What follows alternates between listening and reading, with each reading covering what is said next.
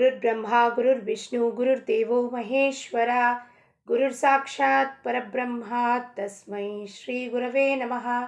ಚಿದಂಬರ ನಮಸ್ತೇಸ್ತು ಚಿಂತಿತಾರ್ಥಪ್ರದಾಯಿನೇ ಔದುಂಬರ ಸದಾವಾಸ ಚಿದಂಬರ ನಮೋಸ್ತುತೆ.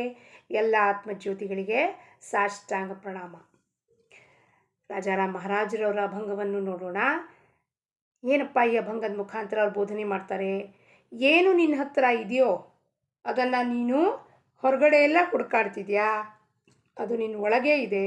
ಆ ಬ್ರಹ್ಮವಸ್ತು ಅದನ್ನು 16 ಕಡೆ ತೀರ್ಥಾಟನೆ ಮಾಡೋದು, 16 ಕಡೆ ದೇವಸ್ಥಾನಗಳಿಗೆ ಹೋಗೋದು, ಗೋದಾವರಿ, ಕಾಶಿ, ನರ್ಮದಾ ಈ ತೀರ್ಥ ಸ್ನಾನ ಮಾಡೋದು, ಇವೆಲ್ಲವೂ ನೀನೇನು ಮಾಡ್ತಿದ್ಯೋ ಇದೆಲ್ಲ ವ್ಯರ್ಥ ಅಂತಾರೆ. ಯಾಕೆಂದರೆ ಯಾರನ್ನು ನೀನು ಹೊರಗಡೆ ಹುಡುಕ್ತಾ ಇದೆಯೋ ಅವನನ್ನು ಇಲ್ಲಿ ಫಸ್ಟ್ ಹುಡುಕೋಬೇಕು. ಅವನು ಇಲ್ಲಿದ್ದಾನೆ ಫಸ್ಟ್. ಅವನು ಇಲ್ಲಿ ಹುಡುಕಿದ್ರೆ ಮತ್ತು ಎಲ್ಲ ಕಡೆ ತೀರ್ಥಾಟನೆ ಮಾಡೋದು ಅವಶ್ಯಕತೆ ಇಲ್ಲ. ಒಂದು ತೀರ್ಥ ಗೋದಾವರಿದಲ್ಲಿ ಗಂಗೆದಲ್ಲಿ ಒಮ್ಮೆ ಮುಳುಗದ್ವಾ ಮುಗೀತು. ಗೋದಾವರಿ, ನರ್ಮದಾ, ಸಿಂಧು, ಕಾವೇರಿ ಎಲ್ಲ ನಮ್ಮ ಮನೆಯಲ್ಲಿ ನೀರಲ್ಲೇ ಬರುತ್ತೆ. ಹೇಳ್ತೀವಿ ಬೆಳಗ್ಗೆ ಏನು ಹೇಳ್ತೀವಿ ಸ್ನಾನ ಮಾಡುವಾಗ? ಗಂಗೆ ಚ ಯಮುನೆ ಚೈವ ಗೋದಾವರಿ ಸರಸ್ವತಿ ನರ್ಮದೇ ಸಿಂಧು ಕಾವೇರಿ ಜಲೈ ಸನ್ನಿಧಿಂ ಕುರುಂ. ನಮ್ಮ ಮನೆಯಲ್ಲೇ ನೀರಾದ ಹರಿಯೋ ನೀರೇ ಗಂಗಾ, ಸಿಂಧು, ಕಾವೇರಿ ಎಲ್ಲ ಸಪ್ತ ನದಿಗಳು ನಮ್ಮ ಮನೆ ನಲ್ಲಿನಲ್ಲೇ ಹರಿಯುತ್ತೆ. ಅಂದಮೇಲೆ ಮತ್ತೆ ಯಾಕೆ ತೀರ್ಥಾಟನೆಗೆ ಹೋಗಬೇಕು? ಈ ಮಂತ್ರ ಹೇಳಿದ್ಮೇಲೆ ತೀರ್ಥಾಟನೆಗೆ ಯಾಕೆ ಹೋಗಬೇಕು? ಮಂತ್ರ ಸುಮ್ಮನೆ ಬಾಯಲ್ಲಿ ಹೇಳ್ತೀವಿ, ಅದರ ಅರ್ಥನೇ ನಮಗೆ ಗೊತ್ತಿಲ್ಲ. ಸಮಸ್ತ ತೀರ್ಥವು ನನ್ನ ಮನೆಯಲ್ಲೇ ನಲ್ಲಿಯಲ್ಲಿ ಬರುತ್ತೆ ಅಂದಮೇಲೆ ಅಂದರೆ ನನ್ನ ಮನಸ್ಸು ಅಷ್ಟು ಶುದ್ಧ ಪವಿತ್ರ ಆಯಿತು ಅಂದರೆ ನಿಮ್ಮ ಮನೆ ನಲ್ಲಿ ನೀರೇ ಗಂಗಾ ಆಗೋಗತ್ತೆ. ನಲ್ಲಿ ನೀರೇ ನಿಮಗೆ ಸಿಂಧು, ಕಾವೇರಿ ಎಲ್ಲ ನೀರು ಅಲ್ಲೇ ಇರುತ್ತೆ. ಒಂದು ತೀರ್ಥಾಟನೆಗೆ ಹೋದರೆ ಸಾಕಾಗೋದಿಲ್ವಾ? ಯಾಕೆ ಮನಸ್ಸು ಹೋಗ್ತಾ ಇದೆ? ಮನಸ್ಸಿಗೆ ಚಂಚಲತ್ವ. ಒಂದು ಮನೆಯಲ್ಲಿ ಕೂಡ್ಲಿಕ್ಕೆ ಜಾಗ ಅದಕ್ಕೆ ಇಷ್ಟ ಆಗೋದಿಲ್ಲ. ಪಿಠಾಬಾಯಿ ಹೇಳ್ತಾಳೆ, ಏಕಾಂತದಲ್ಲಿ ಕೂಡ್ರಿ, ಏಕಾಂತದಲ್ಲಿ ಸಾಧನೆ ಮಾಡಿರಿ, ನಾಮಸ್ಮರಣೆ ಮಾಡಿ. ಪಿಠಾಬಾಯಿ ಹೇಳೋದಕ್ಕೂ ನಾವು ಮಾಡ್ತಿರೋದಕ್ಕೂ ವಿರುದ್ಧವಾಗಿದೆ, ಕ್ರಾಸ್. ಯಾಕಪ್ಪ? ಸಂತರ ಅವ್ರ ಅನುಭವ ಪಡ್ಕೊಂಡು ಹೇಳಿದ್ರು. ಅನುಭವ ಪಡ್ಕೊಂಡು ಹೇಳಿದ್ಮೇಲೆ ಅವರಿಗೊಂದು ವಿಶಿಷ್ಟವಾದ ಕಾರ್ಯ ಕೊಟ್ಟಿರ್ತಾರೆ. ಆ ಕಾರ್ಯವನ್ನು ಮಾಡಲಿಕ್ಕೆ ಜಗದ್ಭ್ರಮಣೆ ಮಾಡ್ತಾರವರು. ಸ್ವಾಮಿ ವಿವೇಕಾನಂದ ಅವರಿಗೆ ಸಮಾಧಿ ಸ್ಥಿತಿಯಲ್ಲಿ ಇರೋದು ಭಾಳ ಇಷ್ಟ ಆಗ್ತಿತ್ತು. ರಾಮಕೃಷ್ಣವ್ರವರ ಯಾವಾಗ ಶಕ್ತಿಪಾತ ಮಾಡಿ ಅವ್ರಿಗೆ ಇದು ಮಾಡಿದ್ರು, ಅವರು ಆ ಸ್ಥಿತಿದಲ್ಲೇ ಇರಬೇಕು ಅಂತ ಇಚ್ಛೆ ಪಡ್ತಿದ್ರು. ಅವಾಗ ಒಂದು ದಿವಸ ಹೇಳ್ತಾರವರು, ಠಾಕೂರ್ ನನಗಿದೇ ಈ ಸ್ಥಿತಿದಲ್ಲೇ ಯಾವಾಗಲೂ ಇರಬೇಕು ಅಂದಾಗ ರಾಮಕೃಷ್ಣವ್ರವ್ರಿಗೆ ಬೈತಾರೆ, ನೀನು ಈ ಸ್ಥಿತಿದಲ್ಲಿ ಇರೋಕ್ಕೆ ಬಂದಿರೋದು ಜಗತ್ತನ್ನು ಉದ್ಧಾರ ಮಾಡೋಕ್ಕೆ ಬಂದಿದ್ಯಾ, ಹೋಗಿ ಜಗತ್ತನ್ನು ಉದ್ಧಾರ ಮಾಡು. ಈ ಸ್ಥಿತಿದಲ್ಲಿ ಕೂಡ್ಲಿಕ್ಕೆ ಬಂದಿಲ್ಲ ನೀನು. ನನಗೆ ಅರಿವಾಯ್ತೋ ಇಲ್ವಾ ಸ್ಥಿತಿ ಏನು? ಆ ಸ್ಥಿತಿದಲ್ಲಿದ್ದು ಜಗತ್ತಿನ ಕೆಲಸಗಳನ್ನು ಮಾಡಬೇಕು. ಅದೇ ರೀತಿ ದಾಸಶ್ರೇಷ್ಠ ರಾಜಾರಾಮ್ ಮಹಾರಾಜರು, ವಿಠಾಬಾಯಿ ಅವರೆಲ್ಲ ಏನು ಮಾಡಿದ್ರು? ಆ ಸ್ಥಿತಿಯನ್ನು ಪಡ್ಕೊಂಡು ಸಾಕ್ಷಾತ್ಕಾರವನ್ನು ಹೊಂದು ಬ್ರಹ್ಮಾನುಭವ ಪಡ್ಕೊಂಡು ಜಗದ್ಭ್ರಮಣೆ ಮಾಡಿ ಅದನ್ನು ಹಂಚಿದ್ರು ಜನಕ್ಕೆ. ಎಲ್ಲರಿಗೂ ಒಳ್ಳೆಯದಾಗಬೇಕು, ಉದ್ಧಾರ ಆಗಬೇಕು ಅನ್ನೋ ಉದ್ದೇಶದಿಂದ. ಅದಕ್ಕೆ ಅವ್ರು ಏನು ಹೇಳ್ತಾರೆ, ಆ ಸಾಧನಾ ಕಾಲದಲ್ಲಿ ಅವ್ರು ಎಲ್ಲೂ ಮನೆ ಬಿಟ್ಟು ಹೋಗಿರಲಿಲ್ಲ. ಅವರಾಯಿತು, ಅವ್ರ ಧ್ಯಾನ ಆಯಿತು, ಅವ್ರ ಸಾಧನೆ ಆಯಿತು, ಅದನ್ನೇ ಮಾಡ್ಕೋತಿದ್ರು. ಆದರೆ ಆ ಸಾಧನೆ ಮುಗಿದು ಭಗವಂತನ ಸ್ವಾಮಿನ ಪಡ್ಕೊಂಡ್ಮೇಲೆ ಆ ಜಗತ್ತಿನಲ್ಲಿ ಅವರೊಂದು ಸಾರಕ್ಕೆ ಹೋದರು. ಏನು ಹೇಳ್ತಾರವರು? आपणाची देव असोनिया अंगे न ओळखती गंगे स्नाना जाय, मन संकल्पाचे पाप अंगीर आहे, तीर्थ काय करील तया लागी, न ओळखिला देव असुनी जवळी, फिरे भूमंडळी सुख नाही, दास म्हणे शरण जावे सद्गुरुसी, ಚಿದಂಬರ ತ್ಯಾಸಿ ಪ್ರಾಪ್ತ ಹೋಯ. ಏನು ಹೇಳ್ತಾರಪ್ಪ ರಾಜಾರಾಮ್ ಮಹಾರಾಜರು? ಅತ್ಯಂತ ನಿಕಟವಾಗಿರೋನು ಯಾರಪ್ಪ? ನಮ್ಮ ಎಲ್ಲ ನಿಕಟದಲ್ಲಿ ನಿಕಟ, ನಿಯರೆಸ್ಟ್ ಆಫ್ ದ ನಿಯರೆಸ್ಟ್ ಯಾರು? ಪರಮಾತ್ಮ. ಆದರೆ ಅವನನ್ನು ಇಲ್ಲಿ ಹುಡುಕ್ಲಾರ್ದಲೇ ನಾವು, ಅವನೇನಂದ, ನೀವು ಇಡೀ ಜಗತ್ತನ್ನು ಹುಡುಕಾಡ್ತೀರಾ, ಅದಕ್ಕೆ ಅವನು ಬಂದು ಇಲ್ಲಿ ವಾಸ ಮಾಡೋಕ್ಕೆ ಶುರು ಮಾಡಿದ. ಇಲ್ಲಿ ಯಾರೂ ಹುಡ್ಕೋದೇ ಇಲ್ಲ, ನಮ್ಮ ಒಳಗೆ ಇದ್ದಾನೆ ಅಂತ ನಾವು ಯಾವತ್ತೂ ಹುಡ್ಕೋದಿಲ್ಲ. ಅದಕ್ಕೆ 10 ದಿಶೆಗಳಲ್ಲಿ ಒಂದಾಗತ್ಲೂ ಒಂದು. ತುಳಜಾಪುರಿಗೆ ಹೋಗ್ತೀವಿ, ಶ್ರೀಶೈಲಕ್ಕೆ ಹೋದ್ವಿ, ಅಲ್ಲಿ ಹೋದ್ವಿ, ಮುರುಗೋಡಿಗೆ ಹೋದ್ವಿ, ಇಲ್ಲಿ ಹೋದ್ವಿ, ಅಲ್ಲಿ ಹೋದ್ವಿ, ಹೋಗ್ತಾನೇ ಇರ್ತೀವಿ. ಕಾಲ್ನಡಿಗೆಯಿಂದ ಹೋಗ್ತಿರೋದು ಬರೋದು. ಇವೆಲ್ಲ ಮಾಡೋದ್ರಿಂದ ಸಮಾಧಾನ ಸಿಗ್ತಾ, ಆನಂದ ಸಿಗ್ತಾ, ಚಿದಂಬರ ಸಿಕ್ಕದನ್ನ ವಿಚಾರ ಮಾಡಬೇಕು. ಒಂದು ಭಾಗವತದ ದೃಷ್ಟಾಂತವನ್ನು ಏನು ಹೇಳ್ತಾರಪ್ಪ? ಕುವಲಯಾಪೀಡ ಒಂದು ಆನೆ ಇರುತ್ತೆ. ಅದು ಮದ್ಮತ್ತ ಆನೆ, ಕೃಷ್ಣನ ಧ್ವಂಸ ಮಾಡೋಕ್ಕೆ ಅಂತ ಕಂಸ ಕಳಿಸಿರ್ತಾನೆ. ಕೃಷ್ಣನ ಎಲ್ಲ ಕಡೆ ಹುಡುಕಾಡ್ತಿರುತ್ತದು 10 ದಿಶದಲ್ಲಿ. ಆದರೆ ಕೃಷ್ಣ ಅದ್ರ ಕೆಳಗಡೆ, ಅದ್ರ ಕಾಲು ಕೆಳಗಡೆನೇ ಇರುತ್ತೆ, ಅದ್ರ ಹೊಟ್ಟೆ ಕೆಳಗಡೆನೇ ನಿಂತ್ಕೊಂಡಿರ್ತಾನೆ. ಅದು ಅಲ್ಲಿ ಒಳಗೆ ನೋಡೋದಿಲ್ಲ, ಅಲ್ಲಿ ಹೊರಗಡೆ ಎಲ್ಲ ಆ ಕಡೆ ಸುತ್ತಮುತ್ತಲು ಎಲ್ಲ ನೋಡ್ತೀವಿ. ಎಲ್ಲಿದೆ ಕೃಷ್ಣ, ಎಲ್ಲಿದೆ ಕೃಷ್ಣ, ಕೃಷ್ಣ ಎಲ್ಲಿದ್ದಾನೆ ಅಂತ ಆನೆ ನೋಡ್ತಾ ಇದೆ. ಆದರೆ ತನ್ನ ಕೆಳಗಡೆ ಇದ್ದಾನೆ ಅನ್ನೋದು ಅದಕ್ಕೆ ಗಮನಕ್ಕೆ ಬರೋದಿಲ್ಲ. ಅದೇ ರೀತಿಯಲ್ಲಿ ನಮ್ಮದು ಕಥೆ ಆಗಿದೆ ಇವತ್ತೇನಪ್ಪ, ಅಂತರಂಗದಲ್ಲಿ ಯಾರಿದಾನೋ, ಅಂತರಾಳದಲ್ಲಿ ಯಾರು ವಾಸ ಮಾಡ್ತಿದ್ದಾನೋ, ಹೃದಯ ಗುಹೆಯಲ್ಲಿ, ಅವನು ಹೊರಗಡೆ ಹೆಂಗಪ್ಪ ಕಾಣಿಸ್ತಾನೆ, ಹೆಂಗೆ ಸಿಗ್ತಾನೆ, ಇದೇ ಭಾವವನ್ನು ಇಲ್ಲಿ ವ್ಯಕ್ತಪಡಿಸಿದ್ದಾರೆ ರಾಜಾರಾಮ್ ಮಹಾರಾಜರು. ದೇಹದ ಜೊತೆಗೆ ಪ್ರತಿಯೊಂದು ಜೀವ ಏನಪ್ಪ, ಬ್ರಹ್ಮಸ್ವರೂಪ, ದೇವಸ್ವರೂಪನೇ ಆಗಿರುತ್ತಾನೆ. ಆದರೆ ಇದು ಅರಿವಿಗೆ ಗೊತ್ತಿಲ್ಲ. ನಮಗೆ ಗೊತ್ತಿಲ್ಲದೆ ಇರೋಕ್ಕೆ ಏನು ಮಾಡ್ತಿದ್ದೀವಿ, ತೀರ್ಥಾಟನೆಗೆ ಹೋಗಿದ್ದು, ಗಂಗಾದಲ್ಲಿ ಸ್ನಾನ ಮಾಡಿದ್ದು. ಗಂಗಾ ಸ್ನಾನ ಮಾಡೋದ್ರಿಂದ, ತೀರ್ಥಾಟನೆ ಮಾಡೋದ್ರಿಂದ, ದೇವದರ್ಶನ ಮಾಡೋದ್ರಿಂದ ಮನಸ್ಸಿನ ಸಂಕಲ್ಪ ಕಡಿಮೆ ಆಯಿತಾ, ನಿಮ್ಮ ಮನಸ್ಸಿನ ವಿಚಾರ ಕಡಿಮೆ ಆಯಿತಾ, ನಿಮಗೆ ಸಮಾಧಾನ ಸಿಗ್ತಾ ಇಲ್ಲ. ವಾಪಸ್ ಮನೆಗೆ ಬಂದಮೇಲೆ ಅದೇ ಜಗಳ, ಅದೇ ಕದನ, ಅದೇ ಮನಸ್ತಾಪ, ಅದೇ ದುಃಖ. ಮತ್ತು ಎದಕ್ಕಪ್ಪ ಹೋಗಿದ್ರಿ ಅಲ್ಲಿ ನೀವು ತೀರ್ಥಾಟನೆಗೆ? ನಿಮ್ಮ ಪಾಪ ಕಳ್ಕೊಳಕ್ಕೆ ಹೋಗಿದ್ರಿ, ನೀವು ಪಾಪ ಕಳೀತಾ ಇಲ್ಲ. ಪಾಪ ಇದ್ದಿದ್ದ ಜಾಗದಲ್ಲಿ ಅಲ್ಲೇ ಇದೆ. ಅದು ಸುಮ್ಮನೆ ಏನು 10 ಜನ ಹೇಳ್ತಾರೆ ಗಂಗೆದಲ್ಲಿ ಸ್ನಾನ ಮಾಡಿದ್ರೆ ನಮ್ಮ ಪಾಪ ಕಳಿಯತ್ತೇರಿ ಅಂತ. ಅದಕ್ಕೆ ಒಂದು ದುಷ್ಟಾಂತ ಏನಪ್ಪ, ಒಂದು ಕಥೆಯಲ್ಲಿ ಹೇಳ್ತಾರೆ. ಒಂದು ಸತಿ ಯಾರೋ ಒಬ್ಬರು ಮಹಾರಾಜರು ನದಿ ಹತ್ತಿರ, ಎಲ್ಲರೂ ನಮಗೆ ಗಂಗಾದಲ್ಲಿ ಸ್ನಾನ ಮಾಡಿದ್ರೆ ಪವಿತ್ರ ಆಗಿಬಿಡ್ತೀವಿ, ನಮ್ಮ ಪಾಪ ಎಲ್ಲ ಕಳೆದೋಗುತ್ತೆ ಜೋರಾಗಿ ಹೇಳಿ ಗಂಗೆದಲ್ಲಿ ಸ್ನಾನ ಮಾಡ್ತಿದ್ರಂತೆ. ಅದಕ್ಕೆ ಮಹಾರಾಜರು ಪರೀಕ್ಷೆ ಮಾಡಬೇಕಲ್ವ, ಏನು ಮಾಡ್ತಾರೆ, ಹೇಳ್ತಾರೆ ಬನ್ನಿ ಇಲ್ಲಿ ಅಂತ.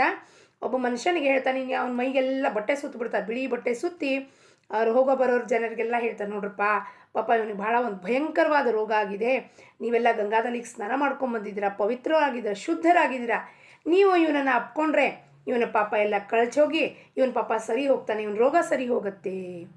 ಓ ಹೌದಾ ಅಂತ ಒಂದು 20 ಜನ ಮುಂದೆ ಬರ್ತಾರೆ ಅವನ್ನ ಅಪ್ಕೊಳ್ಳೋಕ್ಕೆ.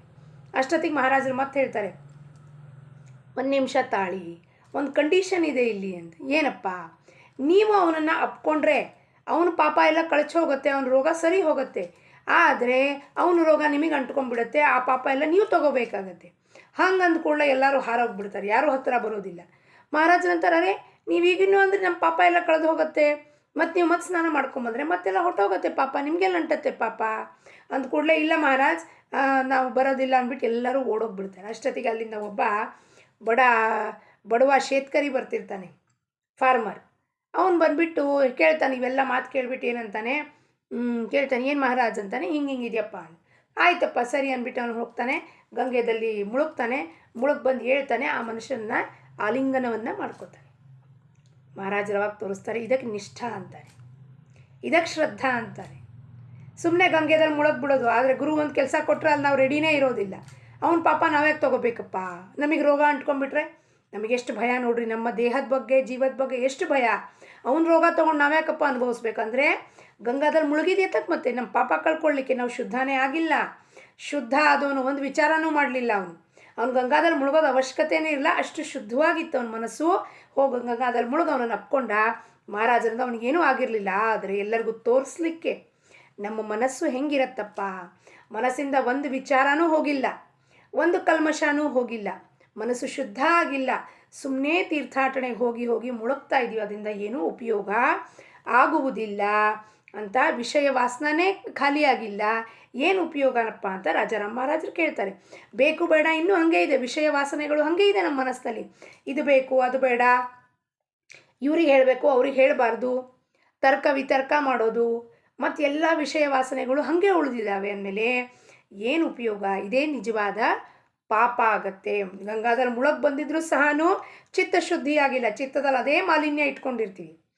ಏನು ತಲತಲಾಂತರದಿಂದ ಜನ ಹೇಳಿರ್ತಾರೆ ಗಂಗೆದಲ್ಲಿ ಮುಳುಗಿದ್ರೆ ಪಾಪ ಹೋಗುತ್ತೆ ಅಂತ. ಅಷ್ಟಿದ್ದಿದ್ರೆ ಅದನ್ನು ಅಪ್ಕೋಬೇಕಾಗಿತ್ತ ಮನುಷ್ಯನ. ಆಗತ್ತಾ? ಆಗಲ್ಲ. ಅಂದರೆ ನಮ್ಮ ಇರೋ ಮಾಲಿನ್ಯ ಹೋಗಿಲ್ಲ ಅಂದರೆ ಅವ್ನು ಹೆಂಗೆ ಕಾಣಿಸ್ಲಿಕ್ಕೆ ಸಾಧ್ಯ? ಅದಕ್ಕೆ ತೀರ್ಥ ಏನು ಮಾಡತ್ತಪ್ಪ? ತೀರ್ಥ ಕಾಯ ಕರೀಲ ತಯಾಲಾಗಿ ಏನು ಮಾಡುತ್ತೆ? ಏನೂ ಮಾಡೋದಿಲ್ಲ. ಎಲ್ಲಿವರೆಗೂ ನಮ್ಮ ಸಂಕಲ್ಪ ವಿಕಲ್ಪಗಳು ಸಂಪೂರ್ಣವಾಗಿ ನಿಲ್ಲದಿಲ್ವೋ, ಭಗವಂತನ ಪ್ರಾಪ್ತಿ ಮಾಡ್ಕೊಳ್ಳೋದಿಲ್ವೋ, ಅಲ್ಲಿವರೆಗೂ ಈ ಮನಸ್ಸಿಗೆ ಯಾವತ್ತೂ ಸಮಾಧಾನ ಉಂಟಾಗೋದಿಲ್ಲ. ಅದಕ್ಕೆ ಸದ್ಗುರುಗೆ ದಾಸಮಣೆ ಜಾವೇ ಶರಣ ಸದ್ಗುರು ಸಿ. ಸದ್ಗುರುಗೆ ಶರಣು ಹೋದು ಅಂದರೆ ಸದ್ಗುರು ಹೇಳ್ತಾನೆ, ಈ ಸರ್ಕಸ್ ಬಂದ್ ಮಾಡಪ್ಪ ನಿಂದು ಅಂತ. ಹತ್ತಾರು ತೀರ್ಥಾಟನದಲ್ಲಿ ನೀನು ಮುಳುಗಿದ್ರೂ ಸಾರು ನಿನ್ನ ಪಾಪ ಏನೂ ಹೋಗೋದಿಲ್ಲ. ಯಾಕೆಂದರೆ ಒಳಗಿಂದ ಏನೂ ಶುದ್ಧೀಕರಣ ಆಗಿಲ್ಲ. ದೇಹವನ್ನು ಏನು ಮಾಡ್ತೀರ ತೊಳ್ಕೊಂಡು ಅಲ್ಲಿ ನೀರಲ್ಲಿ ಬುಡಾಯಿಸ್ಕೊಂಡು ಏನು ಉಪಯೋಗ? धोना था मन भूल गया तो धोता रहा तन मल मल के. धोना था मन भूल गया तो धोता रहा तन मल मल के. घर का ईश्वर भूल गया तू तीर्थ करता चल चल के. ಘರ್ಕ ಈಶ್ವರ್, ಇಲ್ಲಿ ಒಳಗೆ ಕೂತಿರೋನ್, ದೇಹದಲ್ಲಿ ಕೂತಿರೋನ್ ದೇಹಿ ಯಾರಿದಾನೋ ಅವನನ್ನು ಮರೆತು ತೀರ್ಥಾಟನೆ ಮಾಡ್ತಿದ್ದೀವಿ. ಮೈಯೆಲ್ಲ ಮನಸ್ಸು ತೊಳಿಬೇಕಾಗಿದೆ ಭಗವಂತನ ನಾಮಸ್ಮರಣೆಯಿಂದ. ಆ ಚಿದಂಬರನ ನಾಮಸ್ಮರಣೆಯಿಂದ ಒಳಗಿರೋ ಮನಸ್ಸನ್ನು ತೊಳಿಬೇಕಾಗಿದೆ. ಮಾಲಿನ್ಯ ಕೊಳಕಿ ಮನಸ್ಸನ್ನು ತೊಳಿಬೇಕಾಗಿದೆ. ಹೋಗಿ ದೇಹನ ನದಿ ಒಳಗೆ ಬುಡಾಯಿಸೋದು ಏನು ಉಪಯೋಗ? ಅದಕ್ಕೆ ಈ ಮಾತನ್ನೆಲ್ಲ ಯಾರು ತಿಳಿಸ್ಕೊಡ್ತಾನೆ ನಮಗೆ? ಸದ್ಗುರು ತಿಳಿಸ್ಕೊಡ್ತಾನೆ. ಆವಾಗ ಅವನಿಗೆ ನೀವು ಶರಣು ಹೋಗಬೇಕು. ಅವನ ಬೋಧನೆಯಿಂದ, ಅವನ ಕೃಪಾ ಪ್ರಸಾದದಿಂದ ಆ ಬ್ರಹ್ಮಸ್ವರೂಪ ಏನಿದೆಯೋ, ನಿತ್ಯ ಆನಂದ ರೂಪ ಏನಿದೆಯೋ, ನಿತ್ಯ ತೃಪ್ತ ಚಿದಂಬರನ ತತ್ವ ಏನಿದೆಯೋ ಅದು ಪ್ರಾಪ್ತಿ ಮಾಡಿಕೊಳ್ಳಿಕ್ಕೆ ಸಾಧ್ಯತೆ ಆಗತ್ತೆ. ಅದು ನಿಶ್ಚಿತವಾಗಿಯೂ ಆಗತ್ತೆ ಯಾವಾಗ ಅವನ ಬೋಧನೆ ನಮ್ಮ ಅಂತರಾಳದಲ್ಲಿ ಇಳಿಯತ್ತವಾಗ. ಸುಮ್ಮನೆ ಕೇಳ್ಕೊಂಡು ಬಂದ್ಬಿಡೋದಲ್ಲ, ಕರಗತವಾಗಿ ಮಾಡ್ಕೋಬೇಕು. ಶ್ರವಣ ಮಾಡಿದ್ದನ್ನು ಮನನ ಮಾಡಬೇಕು, ಚಿಂತನೆ ಮಾಡಬೇಕು, ಅದನ್ನು ಗ್ರಹಿಸ್ಕೋಬೇಕು, ರಿಸೆಪ್ಟಿವಿಟಿ ಜಾಸ್ತಿ ಮಾಡ್ಕೋಬೇಕು. ಅಂದಾಗ ಕಿವಿಯಿಂದ ಕೇಳಿದ್ದು ಒಳಗೆ ಇಳಿಬೇಕು ಮನಸ್ಸೊಳಗೆ. ಶ್ರವಣ ಮಾಡಿದ್ದು ಒಳಗೆ ಗ್ರಹಣ ಆಗಬೇಕು ಅಂದರೆ, ರಿಸೆಪ್ಟಿವಿಟಿ ಪವರ್ ಜಾಸ್ತಿ ಆಗಬೇಕು ಅಂದರೆ ಅದಕ್ಕೆ ನಾಮಸ್ಮರಣೆ ನಾಮಸ್ಮರಣೆ ನಾಮಸ್ಮರಣೆ ಒಂದೇ ಉಪಾಯ. ಆ ನಾಮಸ್ಮರಣೆಯಿಂದ ಎಲ್ಲವೂ ಸಾಧ್ಯತೆ ಆಗತ್ತೆ. ಆ ಚಿದಂಬರ ನಾಮಸ್ಮರಣೆ ಹೆಂಗೆ ಮಾಡ್ತಾ ಹೋಗ್ತೀವೋ ಈ ರಿಸೆಪ್ಟಿವಿಟಿ ನಮ್ದು ಏನಿದೆ ಎಲ್ಲ ಓಪನ್ ಆಗ್ತಾ ಹೋಗುತ್ತೆ. ಏನು ಹೇಳ್ತಿದ್ದಾರೆ ಸದ್ಗುರು, ಏನು ಬೋಧನೆ ಮಾಡ್ತಿದ್ದಾನಪ್ಪ ಸ್ಪಷ್ಟವಾಗಿ ತಿಳಿಯತ್ತವಾಗ. ಅವಾಗ ನಾವು ತೀರ್ಥಾಟನ ಹೋಗೋದಿಲ್ಲ. ಮನೆಯಲ್ಲೇ ಏಕಾಂತದಲ್ಲಿ ಒಂದು ಜಾಗದಲ್ಲಿ ಕೂತ್ಕೊಂಡು ಸತತವಾಗಿಯೂ ನಮ್ಮ ಧ್ಯಾನ ಆ ಚಿದಂಬರನ ಧ್ಯಾನದಲ್ಲಿ ಅವನ ಪಾದದಲ್ಲಿಟ್ಟು ನಾವು ಮನಸ್ಸನ್ನು ಅವನಲ್ಲಿ ತೊಡಗಿಸಿದ್ರೆ ನಿಶ್ಚಿತವಾಗಿಯೂ ನಮಗೆ ಆ ನಿತ್ಯ ತೃಪ್ತಿ ಏನಿದೆಯೋ, ನಿತ್ಯ ಆನಂದ ಏನಿದೆಯೋ ಅದು ದೊರಕತ್ತೆ ಅಂತ ಪ್ರಾರ್ಥನೆ ಮಾಡುತ್ತಾ ಲೋಕ ಸಮಸ್ತ ಸುಖಿನೋ ಭವಂತು. ಜೈ ಚಿದಂಬರ. ಸದ್ಗುರು ಚರಣಾರವಿಂದ ಅರ್ಪಣಮಸ್ತು.